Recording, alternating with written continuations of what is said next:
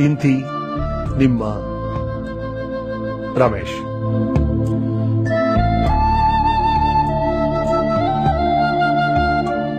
ಗುರುವಿನ ವಾರವಾದ ಈ ಶನಿವಾರ ಮುಂದುವರಿತಾ ಇದೆ. The great teacher doctor Gururaj Kharjagi ಅವರು ನಮ್ಮ ಜೊತೆ ಇದ್ದಾರೆ. ಅವ್ರನ್ನ ಮಾತಾಡ್ಸೋಣ. ಒಳ್ಳೆ ಗುರುವಿನ ಲಕ್ಷಣಗಳೇನು sir? What do expect from a teacher? ಅತ್ಯಂತ ಒಳ್ಳೆ ಗುರು ಆಗ್ಬೇಕಾದ್ರೆ ಆತ ತನ್ನನ್ನ 3 ಪ್ರಶ್ನೆಗಳನ್ನು ಕೇಳ್ಕೋಬೇಕು. ಮೊದಲು, ನಿಮ್ಮ ವಿಷಯದ ಬಗ್ಗೆ ಪ್ರೀತಿ ಇದೆಯಾ? ಯಾವ ವಿಷಯ ಬಗ್ಗೆ ಪಾಠ ಮಾಡ್ತೀರಿ ಅದ್ರ ಬಗ್ಗೆ ನಿಜವಾಗೂ ಪ್ರೀತಿ ಇದೆಯಾ? ಬರೀ ತುಟಿ ಮಾತಿಗೋಸ್ಕರ ಕೆಲಸ ಸಿಕ್ತು, ಸಂಬಳ ಸಿಕ್ತು ಅಂತ ವಿಷಯ ಪ್ರೀತಿ ಮಾಡೋದಲ್ಲ. ಕೆಲಸ ಇಲ್ಲದೆ ಹೋದ್ರೂ ಕೂಡ ವಿಷಯ ಪ್ರೀತಿ ಮಾಡ್ತಿದ್ನ ಅನ್ನೋದೊಂದು. ನಿನ್ನ ವೃತ್ತಿ ಬಗ್ಗೆ ಅಭಿಮಾನ ಇದ್ರೆ ನೀವು ಒಳ್ಳೆ ಮೇಷ್ಟ್ರ ಆಗ್ತೀರಿ. 3ನೇದು ಬಹಳ ಮುಖ್ಯವಾದಂತ ಪ್ರಶ್ನೆ ಅಂದ್ರೆ, ನನ್ನ ವಿದ್ಯಾರ್ಥಿಗಳನ್ನ ನನ್ನ ಮಕ್ಕಳಷ್ಟಾದ್ರೂ ಪ್ರೀತಿ ಮಾಡ್ತೀನ ನಾನು ಅಂತ. ಮಕ್ಕಳಷ್ಟಾದ್ರೂ? ಮಕ್ಕಳಕ್ಕಿಂತ ಹೆಚ್ಚು ಪ್ರೀತಿ ಮಾಡಬೇಕು ಅಂತ ಇರ್ಬೇಕಾದ್ರೆ.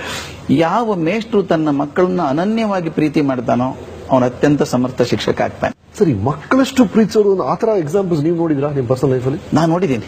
ನನ್ನ ತಂದೆ ಸರ್ಕಾರಿ ನೌಕರದಾರರು, ಬಹಳ ಪ್ರಾಮಾಣಿಕ ನೌಕರದಾರ ಆದ್ರಿಂದ ಮೇಲೆ ಮೇಲೆ ಟ್ರಾನ್ಸ್ಫರ್ ಆಗೋದು. ಸರಿ. ಬೆಳಿಗ್ಗೆ ನಮ್ಮ ತಂದೆ ಎದ್ದು ಹಿಂದಿನ ದಿವಸದ ಪೇಪರ್ ಎಲ್ಲ ಓದ್ತಾ ಇದ್ರು. ಊರಲ್ಲಿ ಇಲ್ಲದೆ ಹೊರಗೆ ಪೇಪರ್ ಓದಿ, ಅರೆ ರಿಸಲ್ಟ್ ಬಂದ್ಬಿಟ್ಟಿದೆ SSLC, ಇವ್ ನಂಬರ್ ಏನು? ಪೇಪರ್ ನೋಡಿದ್ಲು. ಆಕೆ ಖಾತ್ರಿ ಇತ್ತು ತಮ್ಮನಿಗೆ ರ್ಯಾಂಕ್ ಬರುತ್ತೆ ಅಂತ. ನೋಡಿದ್ಲು 10 ರ್ಯಾಂಕು ಇಲ್ಲ. ಅಯ್ಯೋ ಪಾಪಿ, ರ್ಯಾಂಕ್ ತಪ್ಪಿಸ್ಕೊಂಡ ಇವನು. ಫಸ್ಟ್ ಕ್ಲಾಸ್ ಬಂದಿರ್ತಾನೆ ಅಂತ ಅಲ್ಲಿ ನೋಡಿದ್ಲು, ಅಲ್ಲೂ ಇಲ್ಲ. ಅಯ್ಯೋ ಫಸ್ಟ್ ಕ್ಲಾಸ್ ಇಲ್ಲ, ರ್ಯಾಂಕು ಇಲ್ಲ. ಸೆಕೆಂಡ್ ಕ್ಲಾಸ್ ನೋಡಿದ್ರು, ಅಲ್ಲೂ ಇಲ್ಲ. ಪಾಸ್ ಆದ್ರೆ ಸಾಕಪ್ಪ ಇವನು ಅಂತ ನೋಡಿದ್ರು, ಪಾಸು ಆಗಿಲ್ಲ. SSLC ಫೇಲ್ ನಾನು. ಅಂತ ಅಕ್ಕ ಅಮ್ಮ ಆಳೋಕ್ ಶುರು ಮಾಡಿದ್ರು. ಅಪ್ಪನಿಗೆ ಕೋಪ. ಒಂದ್ ಅರ್ಧ ತಾಸ ನಮ್ಮ ತಂದೆ ನೆನಪಾಯ್ತು ನಾನು ಒಬ್ಬನೇ ಮಗ ಅಂತ. ಆಮೇಲೆ ಬೈಬಾರ್ದು ಅಂತ ತೀರ್ಮಾನ ಮಾಡ್ಕೊಂಡ್ರು. ಆಗಿನ ಕಾಲದಲ್ಲಿ ನಮಗೆ ಸಹಾಯ ಮಾಡಬಹುದಾದ್ರು ಹೆಡ್ ಮಾಸ್ಟರ್ ಮಾತ್ರ. ಫೋನ್ ಮಾಡಿ ಮಾಡಿ ನೋಡಿದ್ರು, ಫೋನ್ ಹತ್ಲಿಲ್ಲ. ತಂದೆ ನಾನು ಧಾರವಾಡಕ್ಕೆ ಬಂದ್ವಿ. ಸ್ಟಾಫ್ ರೂಮ್ ಅಲ್ಲಿ ನಮ್ಮ ಹೆಡ್ ಮಾಸ್ಟರ್ ಕೂತಿದ್ರು, ಗಣಿತ ಟೀಚರ್ ಕೂತಿದ್ರು.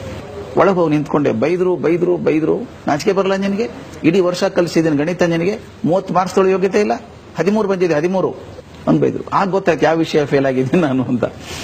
ಬೈದು ಹೊರಗೆ ಕಳಿಸಿದ್ರು. ನಮ್ಮ ತಂದೆಯನ್ನು ಕರೆದು ಅವ್ರಿಗೂ ಬೈದ್ರು. ಜವಾಬ್ದಾರಿ ಬೇಡ ಸ್ವಾಮಿ ನಿಮಗೆ? ಆ ಹುಡುಗ ಫೇಲ್ ಆಗಿದ್ದಾನೆ, ಮನೆ ಕೀಲಿ ಹಾಕೊಂಡು ಹೋಗಿದ್ದೀರಿ. ನಿಮ್ಮ ಮನೆಗೆ ನಾನು 3 ದಿವಸ ಹೋಗಿದ್ದೀನಿ, ದಯವಿಟ್ಟು ಗಮನಿಸಿ. ನನ್ನ ಮೇಷ್ಟ್ರು ನನ್ನ ಮನೆಗೆ ಹೋಗಿದ್ದಾರೆ. 3 ದಿವಸ ನಿಮ್ಮ ಮನೆಗೆ ಹೋಗಿದ್ದೀನಿ, ಕೀಲಿ ಹಾಕೊಂಡು ಹೋಗಿದ್ದೀನಿ. ಹುಡುಗನ ಗತಿ ಏನಾಗುತ್ತೆ ನೋಡಿ? ಫೇಲ್ ಆಗೋನಲ್ಲ, ರ್ಯಾಂಕ್ ಬರಬೇಕು ಅವನಿಗೆ. ಕಮ್ಮಿ ಬಂದಿದೆ, ರೀಟೋಟ್ಲಿಂಗ್ ಅಪ್ಲೈ ಮಾಡೋದಕ್ಕೆ 5 ದಿವಸ ಕೊಟ್ಟಿರೋದು. ಚಿಂತೆ ಮಾಡಬೇಡಿ, ನಾನೇ ಆ ಶಾಲೆಗೆ ಬಂದು ಪಾಲಕ ಅಂತ ಅಪ್ಲಿಕೇಶನ್ ತುಂಬಿ 5 ರೂಪಾಯಿ ಕಳಿಸ್ಬಿಟ್ಟಿದ್ದೀನಿ SSLC ಬೋರ್ಡ್ಗೆ. ನನಗೆ ಆ ದಿವಸ ನೆನಪಿದೆ ಸರ್. 21ನೇ ಮೇ, ಕುದೀತಿದೆ ಬಿಸಿಲು. ಮನೇಲಿ ಕೂತ ರಸ್ತೆ ಕಾಣಿಸ್ತಿತ್ತು. ಡಾಂಬರ್ ಕರಿಗೆ ಮೃಗಜಲ ಹಾಯ್ತಾ ಇದೆ ರಸ್ತೆ ಮೇಲೆ. ಕಾದು ಹಂಚಾದಂಗಾಗಿದೆ ರಸ್ತೆ. ನನ್ನ ಮೇಷ್ಟ್ರು ಬರೋದು ಕಾಣಿಸ್ತು. ಕಚ್ಚೆ ಧೋತ್ರ, ಬಿಳಿ ಶರ್ಟು, ಕರಿ ಕೋಟು, ಕರಿ ಟೊಪ್ಪಿಗೆ, ದಪ್ಪ ಕನ್ನಡಕ. ಎಡಗೈಯಲ್ಲಿ ಧೋತ್ರ ಚುಂಗ್ ಇಟ್ಕೊಂಡಿದ್ದಾರೆ, ಬಲಗೈಯಲ್ಲಿ ಚಪ್ಪಲಿ ಇಟ್ಕೊಂಡಿದ್ದಾರೆ. ಕುಣ್ಕೊಂಡು ಬೆವರು ಸುಸ್ಕೊಂಡು ಬರ್ತಾ ಇದ್ದಾರೆ. ನನ್ನ ಪ್ರೀತಿ ಮೇಷ್ಟ್ರಿಗೆ ಡಯಾಬಿಟಿಸ್, ಹೆಬ್ಬಟ್ಟಿ ಗಾಯ ಮಾಡ್ಕೊಂಡು ಇಷ್ಟು ದಪ್ಪ ಆಗಿದೆ. ಬೇಗ ಬೇಗ ನಡೆಯೋಕೆ ಆಗ್ತಾ ಇಲ್ಲ ಚಪ್ಪಲಿ ಹಾಕೊಂಡು. ಬೇಡ ಅಂತ ಚಪ್ಪಲಿ, ಉಸಾಬ್ರಿ ಬೇಡ ಅಂತ ಕೈಲಿ ಹಿಡ್ಕೊಂಡ್ ಬಂದಿದ್ದಾರೆ. ಪಾಪ ಕಾಲಿಗೆಲ್ಲ ಗುಳ್ಳೆ ಆಗಿರ್ಬೇಕು ಅವ್ರಿಗೆ. ಎಲ್ಲಿ ಹೋಗ್ತಿದ್ದಾರೆ ಮೇಷ್ಟ್ರು ಅನ್ಕೊಂಡೆ. ನನ್ನ ಮನೆ ಕಡೆ ತಿರ್ಕೊಂಡ್ರು. ಹೊಸ್ತರ ಆಚೆಗೆ ಚಪ್ಪಲಿ ಎಸೆದು ಒಳಗೆ ಬಂದ್ಬಿಟ್ರು. ನಿಮ್ಮ ಅತ್ಯಂತ ಪ್ರೀತಿ ಪಾತ್ರರಾದಂತ ಮೇಷ್ಟ್ರು ಹೀಗೆ ಮನೆಗೆ ಬಂದ್ರೆ ಏನ್ ಮಾಡಬೇಕು ಅಂತ ತೋಚಲಿಲ್ಲ. ಎದ್ದು ನಿಂತ್ಕೊಂಡ್ಬಿಟ್ಟೆ. ಮುಂದೆ 5 ನಿಮಿಷ ಆದದ್ದನ್ನ ನನ್ನ ಜೀವನದ ಕೊನೆ ಕ್ಷಣದವರೆಗೂ ಮರೆಯೋಕೆ ಸಾಧ್ಯ ಇಲ್ಲ. ನಾನು ಒಂದು ಮಾತು ಆಡ್ಲಿಲ್ಲ. ಮೇಷ್ಟ್ರು ಸೀದಾ ನನ್ನ ಕಡೆ ಬಂದ್ರು. ಗಟ್ಟಿಯಾಗಿ ಅಪ್ಕೊಂಡ್ಬಿಟ್ಟು ಮಗು ತರ ಬಿಕ್ಕಿ ಬಿಕ್ಕಿ ಅಳೋಕ್ ಶುರು ಮಾಡಿದ್ರು. ಯಾಕೆ ಅಳ್ತಾರೆ ಮೇಷ್ಟ್ರು ಅಂತ ಗೊತ್ತಿಲ್ಲ. ಪಾಪ ಏನೋ ತೊಂದರೆ ಆಗಿರ್ಬೇಕು ಅಂತ ನನಗೊಳು ಬಂದ್ಬಿಡ್ತು. ಒಂದ್ 2-3 ನಿಮಿಷ ಆದ್ಮೇಲೆ ನಾನು ಹಿಂಗೆ ಹೊರಗೆ ತಳ್ಳಿ ಜೇಬಲ್ಲಿ ಕೈ ಹಾಕಿ ಒಂದು ಪೇಪರ್ ತೆಗೆದ್ರು. ನೋಡು ಚಂಡಾಲ್ರು ಏನ್ ಮಾಡಿದ್ರೆ ನಿನ್ ಜೀವನಕ್ಕೆ ಅಂತ ಕೊಟ್ರು. ಅದು ಬೋರ್ಡ್ ಇಂದ ಬಂದಂತ ಟೆಲಿಗ್ರಾಮ್. ನಿನ್ ರಿಸಲ್ಟ್ ಫೇಲ್ ಇಂದ 8th ರ್ಯಾಂಕ್ ಆಗಿದೆ, ನಿನ್ ಕ್ಯುಮುಲೇಟಿವ್ ಕಾರ್ಡ್ ಕರೆಕ್ಷನ್ ಕೊಡು ಅಂತ ಬರ್ದಿದ್ರು. ನನಗೆ 8th ರ್ಯಾಂಕ್ ಬಂದಿದ್ದೆ ಸ್ಟೇಟಿಗೆ. ಆದ್ರೆ ಆನೆಸ್ಟ್ ಆಗಿ ಪ್ರಾಮಾಣಿಕವಾಗಿ ಹೇಳೋದಾದ್ರೆ ಆ ಕ್ಷಣಕ್ಕೆ ನನಗೆ ರ್ಯಾಂಕ್ ಬಂತು ಅಂತ ಸಮಾಧಾನ ಆಗಿರ್ಲಿಲ್ಲ. ನನ್ನ ಮೇಷ್ಟ್ರು ಮನೆಗೆ ಬಂದು ಅಪ್ಕೊಂಡು ಹತ್ರಲ್ಲ, ಅದು ಬಹಳ ದೊಡ್ಡದು ಅನ್ಸ್ಬಿಡುತ್ತೆ ನನಗೆ. ತನ್ನ ಮಕ್ಕಳಿಗಿಂತ ಹೆಚ್ಚಿಗೆ ಪ್ರೀತಿ ಮಾಡಿದಂಥ ಮೇಷ್ಟ್ರು. ಇವತ್ತು ನಾನು ಪ್ರತಿಯೊಂದು ಕ್ಷಣ ನೆನೆಸ್ತೇನೆ. ನಾನು ಮೇಷ್ಟ್ರಾಗಬೇಕು ಅಂತ ತೀರ್ಮಾನ ಮಾಡಿದ್ದ ಅವತ್ತು. ನನ್ನ ಜೀವನದಲ್ಲಿ ಬೇಕಾದಷ್ಟು ಅವಕಾಶ ಇತ್ತು, ಆದ್ರೆ ನಾನು ಪ್ರತಿಜ್ಞೆ ಮಾಡಿದ್ದು ನಾನು ಬದುಕಿದ್ರೆ ನನ್ನ ಮೇಷ್ಟ್ರಾಗಿ ಆಗಬೇಕು ಅಂತ. ಒಂದೇ ಪ್ರಾರ್ಥನೆ ಭಗವಂತನಲ್ಲಿ, ಅಂದ್ರೆ ನನ್ನ ಮೇಷ್ಟ್ರು ನನಗೆ ಏನ್ ಪ್ರೀತಿ ತೋರಿಸಿದ್ರು ಅದ್ರ 100ನೇ 1 ಭಾಗ ನನ್ನ ವಿದ್ಯಾರ್ಥಿಗಳಿಗೆ ನಾನು ತೋರಿಸಿದ್ರೆ ನನ್ನ ಜೀವನ ಸಾರ್ಥಕ ಅನ್ಸ್ಬಿಡ್ತು. ಸರ್, ನಾನು ಎಷ್ಟೊಂದು ಶಿಕ್ಷಕರನ್ನ ಭೇಟಿ ಮಾಡಿದೆ. ಕೆಲವರ ಅಭಿಪ್ರಾಯ ಏನಿದೆ ಅಂದ್ರೆ ಇದು ಥ್ಯಾಂಕ್ಲೆಸ್ ಜಾಬ್ ಕೊನೆಗೆ ಅಂತ ಹೇಳ್ತಿದ್ದಾರೆ. ನಿಮ್ಗೇನ್ ಅನ್ಸುತ್ತೆ? ಥ್ಯಾಂಕ್ಲೆಸ್ ಜಾಬ್ ಅಲ್ಲ sir, is the most wonderful job that god has given us. ಅದಕ್ಕೊಂದು ಉದಾಹರಣೆ ಹೇಳಿದ್ರೆ ಬಹುಶಃ ಅದು ಸ್ಪಷ್ಟ ಆದಿತ್ತು. ಏನು? ನಾನು ಹುಡುಗ ಆಗಿದ್ದಾಗ ನನ್ನ ಅಜ್ಜ ಬಹಳ ಶ್ರೇಷ್ಠ ಮೇಷ್ಟ್ರ ಆಗಿದ್ದವರು, ಪ್ರೈಮರಿ ಸ್ಕೂಲ್ ಟೀಚರ್ ಆಗಿದ್ದವರು, ಬಹಳ ಒಳ್ಳೆ ಹೆಸರು ಮಾಡಿದವರು. ಈ 62ನೇ ಇಸ್ವಿ ಹೊತ್ತಿಗೆ ಚೀನಾ ದಾಳಿ ಆಯಿತು ಭಾರತದ ಮೇಲೆ. ಮೊದಲನೇ ಬಾರಿಗೆ ಭಾರತದಲ್ಲಿ ರೇಷನ್ ಸಿಸ್ಟಮ್ ಬಂತು. ಅಕ್ಕಿ, ಸೀಮೆ ಎಣ್ಣೆ ಮತ್ತು ಸಕ್ಕರೆ ಹೌದು ಕ್ಯೂದಲ್ಲಿ ನಿಂತ್ಕೊಂಡು ಕೊಂಡ್ಕೋಬೇಕು. ಧಾರವಾಡದಲ್ಲಿ ಇದ್ವಿ. ಡಿಸ್ಟ್ರಿಕ್ಟ್ ಬ್ಯಾನ್ ಅಂತ ಒಂದಿತ್ತು ಅವಾಗ, ಒಂದು ಜಿಲ್ಲೆಯಿಂದ ಮತ್ತೊಂದು ಜಿಲ್ಲೆಗೆ ತಗೊಂಡು ಹೋಗಂಗಿಲ್ಲ ವಸ್ತುಗಳನ್ನ ಅಂತ. ಆಗ ಬಿಜಾಪುರದಿಂದ ಒಂದು ಪತ್ರ ಬಂದಿತ್ತು ನಮ್ಮ ಮನೆಗೆ. ಯಾರೋ ನಮ್ಮ ಹತ್ತಿರ ಸಂಬಂಧಿ ಹೆಣ್ಮಗಳಿಗೆ ಹೆರಿಗೆ ಆಗಿದೆ, ಒಳ್ಳೆ ಅಕ್ಕಿ ಸಿಗಲ್ಲ, ಒಂದಿಷ್ಟು ಅಕ್ಕಿ ಕಳಿಸ್ತೀರಾ ಅಂತ ನಮ್ಮ ಅಜ್ಜನಿಗೆ ಪತ್ರ ಬರೆದಿದ್ರು. ಆತನಿಗೆ ಕಾಯ್ದೆ ಗೊತ್ತು, ಕಾಯ್ದೆ ಪ್ರಕಾರ ತಗೊಂಡು ಹೋಗೋಕೆ ಬರಲ್ಲ, ಅದ್ರ ಕರಳು ಕೇಳಬೇಕಲ್ಲ. ಏನ್ ಮಾಡಿದ, ಹಾಸಿಗೆ ಸುರುಳಿ ಮಾಡಿದ, ಜಮಖಾನೆ ಹಾಸಿ ಬಟ್ಟೆ ಹಾಕಿ 4 ಕಿಲೋ ಅಕ್ಕಿ ಹಾಕಿ ಸುತ್ತಿ ಹಗ್ಗ ಕಟ್ಟಿ ಒಂದು ಹಾಸಿಗೆ ಸುರುಳಿ ಮಾಡಿ ನಾನು ಕರ್ಕೊಂಡು ಹೋದ. ಬಿಜಾಪುರದಲ್ಲಿ ಇಳಿದ್ವಿ ಟ್ರೈನಲ್ಲಿ. ನಿಮ್ ಕಣ್ಮುಂದ್ ಬರ್ಬೇಕು ಚಿತ್ರ, ಹೆಗಲ ಮೇಲೆ ಚೀಲ ಇಟ್ಕೊಂಡಿದ್ದಾನೆ, ಬಲಗೈಯಲ್ಲಿ ನಾನು, 2 ಲಗೇಜ್ ಅವು. ಬೇಗ ನಡಿ ಬೇಗ ನಡಿ ಅಂತ ಇದ್ದಾನೆ. ಎಲ್ಲಿ ಪೊಲೀಸ್ ಹಿಡ್ಕೊಂಡ್ಬಿಡ್ತಾರೋ ಅಂತ ಹೆದರಿಕೆ ಅವನಿಗೆ. ಇನ್ನೊಂದು ಸ್ವಲ್ಪ ಹೋಗಿದ್ರೆ ದಾಟಿ ಬಿಡ್ತಿದ್ವಿ ಸ್ಟೇಷನ್. ಯಾರೋ ಹೆಗಲ ಮೇಲೆ ಕೈ ಇಟ್ಟಂಗಾಯ್ತು. ತಿರುಗಿ ನೋಡಿದ್ರೆ ಪೊಲೀಸ್. ಆ ಪೊಲೀಸ್ ಹೇಳಿದ, ಬರ್ರಿ ಸಾಹೇಬ್ರು ಕರೀತಾರೆ ನಿಮ್ಮನ್ನ ಅಂತ. ಸಾಹೇಬ್ರು ಜೀಪ್ ಇಟ್ಟು ಹೋಗಿದ್ದಾರೆ, ಹೋಗ್ಬೇಕಂತ ಅವ್ರು ನೋಡೋದಕ್ಕೆ ಅಂತ. ನಮ್ಮ ಅಜ್ಜ ಅಳೋದೊಂದು ಬಾಕಿ. ಆಗಿನ ಕಾಲದಲ್ಲಿ ಪೊಲೀಸ್ ಜೀಪಲ್ಲಿ ಹೋಗುವಂತ ಅವಮಾನಕರವಾದ ಸಂಗತಿ ಯಾವುದೂ ಇರಲಿಲ್ಲ. ಈಗೆಲ್ಲ ಜನ ಪಿಕ್ನಿಕ್ ಹೋಗ್ತಾರೆ ಮತ್ತೆ ಬೇರೆ. ಆಮೇಲೆ ಆ ಜೀಪಲ್ಲಿ ಕೂತ್ ಹೋದ್ವಿ. ದೊಡ್ಡ ಮನೆ, SP ಮನೆ. ಆಗಿನ ಕಾಲ, ಈಗ SP ಅಂದ್ರೆ ದೊಡ್ಡ ಪೋಸ್ಟು, ಆ ಗವರ್ನರ್ ಇದ್ದ ಹಾಗೆ. ಅದೊಂದು ಬೆಂಬಿಡದ ಭೂತ ಇತ್ತಲ್ಲ ಚೀಲ, ಅದು ಇಟ್ಕೊಂಡು ಅಲ್ಲಿ ಕೂತ್ಕೊಂಡ್ವಿ. ನಮ್ಮ ಅಜ್ಜ ಒಂದು ಕ್ಷಣ ಮುಖ ಒರೆಸ್ಕೋತಾ ಇದ್ದ. ಒಳಗಿಂದೊಬ್ರು ಕಾನ್ಸ್ಟೇಬಲ್ ಬಂದ್ರು, ಬರ್ರಿ ಒಳಗೆ ಸಾಹೇಬರು ಕರೀತಾರೆ ಅಂತ. ಅಪರಾಧಿ ತಾನೇ ನನ್ನ ಅಜ್ಜ. ಕೈ ಮುಕ್ಕೊಂಡೆ ಒಳಗೆ ಹೋದ. ದೊಡ್ಡ ಹಾಲು, ಅಲ್ಲೆಲ್ಲ ಸೋಫಾ ಹಾಕಿದ್ದಾರೆ, 3 ಜನ ಕಾನ್ಸ್ಟೇಬಲ್ ನಿಂತ್ಕೊಂಡಿದ್ದಾರೆ. ಮಧ್ಯದಲ್ಲಿ ಒಬ್ಬ ಎತ್ತರ ಕಪ್ಪು ಮನುಷ್ಯ, ಕಲ್ಲಿ ಮೀಸೆ, ಅವನ ಪಕ್ಕದಲ್ಲಿ ಸುಂದರವಾದ ಹೆಣ್ಮಗಳೊಬ್ಳು. ಆತನೇ ಇರಬೇಕು SP ಅಂತ ಅನಿಸ್ತ ಅಜ್ಜನಿಗೆ. ಒಳಗೆ ಹೋದವನೇ ಕೈ ಮುಗಿದು, ತಪ್ಪಾತ್ರಿ ಸಾಹೇಬ್ರೆ ಅಂದ. ಆ ಆಫೀಸರ್ ನಿಂತ್ಕೊಂಡವರು ಒಂದು ಮಾತು ಆಡ್ಲಿಲ್ಲ. ಒಂದು ಹೆಜ್ಜೆ ಮುಂದೆ ಬಂದವರು ದೀರ್ಘದಂಡ ನೆಲದ ಮೇಲೆ ಮಲ್ಕೊಂಡು ಕಾಲು ಹಿಡ್ಕೊಂಡ್ಬಿಟ್ರೆ ಅಜ್ಜನ್. ನಮ್ಮ ಅಜ್ಜನ ಗಾಬರಿ, ಯಾರಿವರು ಅಂತಾನೆ. ಆ ಪೊಲೀಸ್ ಎಲ್ಲ ಸಾಹೇಬ್ರು ಅಂತಾರೆ. ಇಲ್ಲಿವರೆಗೂ ಸಾಹೇಬ್ರ ಕಾಲಿಗೆ ಮತ್ತೊಬ್ಬರು ಬಿದ್ದದನ್ನು ನೋಡಿದ್ರೆ ಹೊರತಾಗಿ ಸಾಹೇಬ್ರು ಮತ್ತೊಬ್ಬರು ಕಾಲಿಗೆ ಬೀಳೋದು ನೋಡಿರ್ಲಿಲ್ಲ. ಅಜ್ಜ ಹೇಳ್ರಿ ಸಾಹೇಬ್ರ ಅಂದ. ಸಾಹೇಬ್ ಎದ್ದು ನಿಂತ್ಕೊಂಡ. ನನ್ನ ಕಣ್ ಮುಂದೆ ಕಟ್ಟಿದಂಗಿದೆ ಚಿತ್ರ ಅದು. ಹಿಂಗ್ ಕೈ ಮುಕ್ಕೊಂಡು ನಿಂತವನು, ಕಣ್ಣಲ್ಲಿ ನೀರು ಸುರಿತಾ ಇತ್ತು ಅವನಿಗೆ.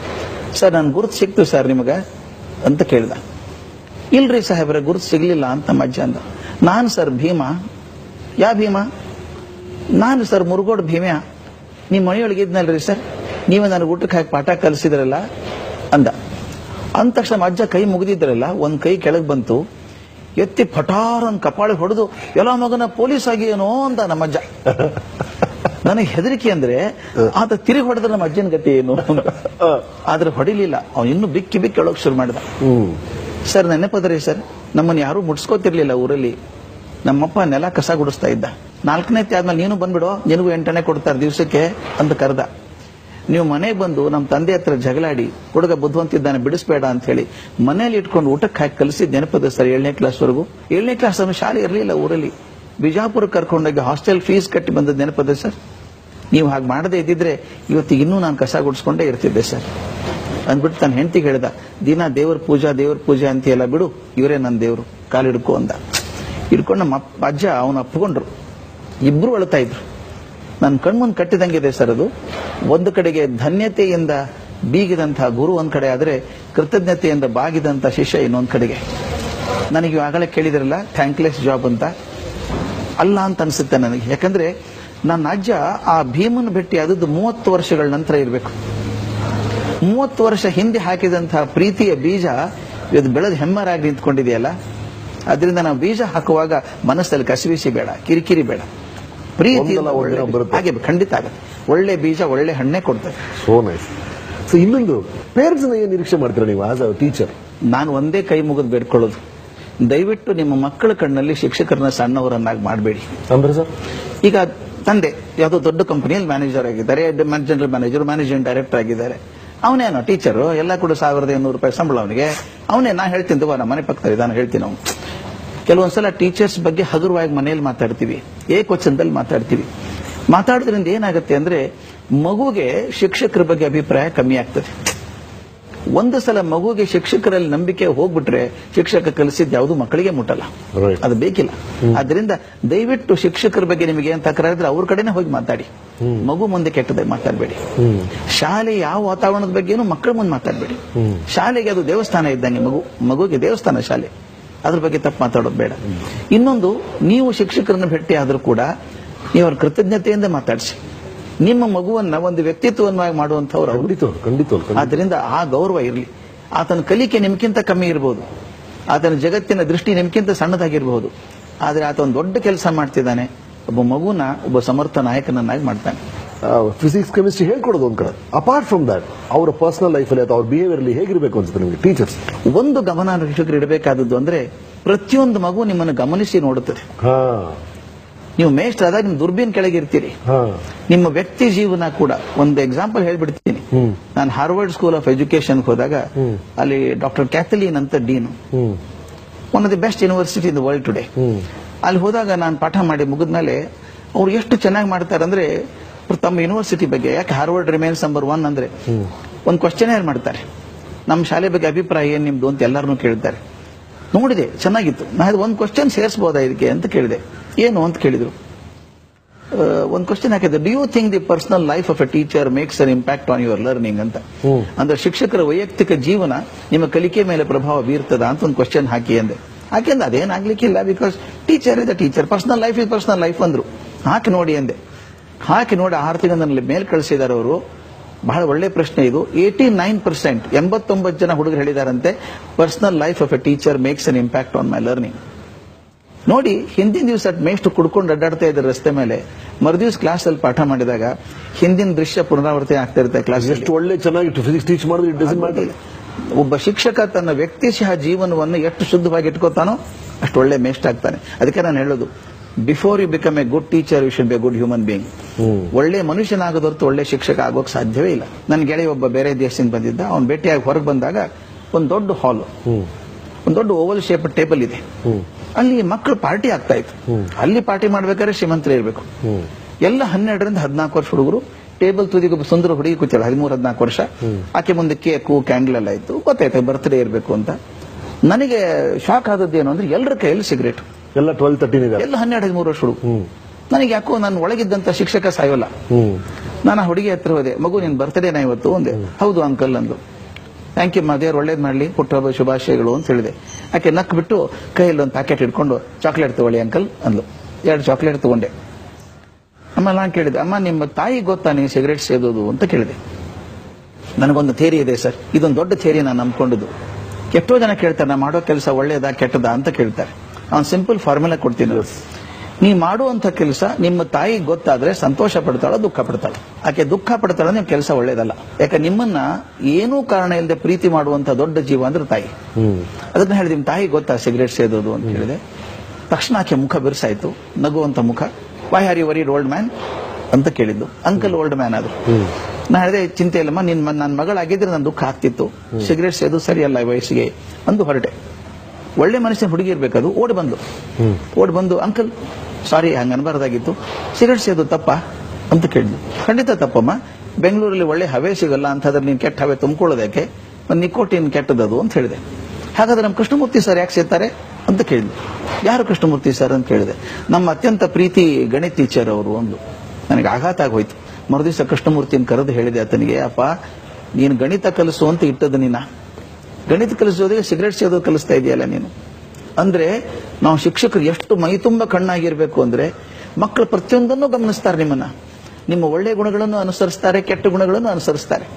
ಆದ್ರಿಂದ ಶಿಕ್ಷಕ ಆದವನು ಮೈತುಂಬ ಕಣ್ಣಾಗಿ ತನ್ನಲ್ಲಿರುವಂತಹ ಕೊರತೆಗಳನ್ನ ಆದಷ್ಟು ಕವರ್ ಮಾಡಿಕೊಂಡು ಗೊತ್ತಾಗ್ಲಾರ್ದಾಗ ಬದುಕಬೇಕು, ಅದನ್ನ ಕಳ್ಕೊಳ್ಳೋಕೆ ಪ್ರಯತ್ನ ಮಾಡಬೇಕು. ಸರ್, ಒಂದು ಸಾಲಲ್ಲಿ ಗುರು ಅಂದ್ರೆ, ಈಗ ವೇದವ್ಯಾಸರ ಬಗ್ಗೆ ಹೇಳ್ತಾ ಪ್ರಜ್ವಾಲಿತೋ ಜ್ಞಾನಮಯ ಪ್ರದೀಪ ಅಂತಾರೆ.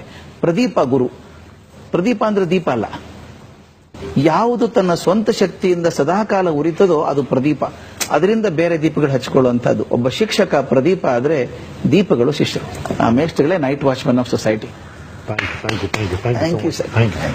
ಈ ಸಂಚಿಕೆಯ ಕೊನೆಯಲ್ಲಿ ಅನಿಸ್ತಾ ಇದೆ, ಒಂದು ವೇಳೆ ಸ್ವರ್ಗದಲ್ಲೊಂದು ತಕ್ಕಡಿ ಇದ್ದು ಆ 2 ತಟ್ಟೆಯಲ್ಲಿ ಒಂದು ಕಡೆ ನಮಗಿಷ್ಟವಾದ sports celebrities, film stars, models ಎಲ್ಲರನ್ನೂ ಹಾಕಿ, ಇನ್ನೊಂದು ಕಡೆ ಒಂದು ಒಳ್ಳೆ ಟೀಚರ್ನ ಇಟ್ಟರೆ ಖಂಡಿತವಾಗಲೂ ಇದರ ತೂಕ ದೇವರ ಕಣ್ಣಲ್ಲಿ ಜಾಸ್ತಿ ಇರುತ್ತೆ ಅನ್ಸುತ್ತೆ. ಯಾಕೆಂದ್ರೆ ಇವ್ರನ್ನೆಲ್ಲ ಸೃಷ್ಟಿ ಮಾಡೋದು ಈ ಒಬ್ಬ ಗುರುನೇ.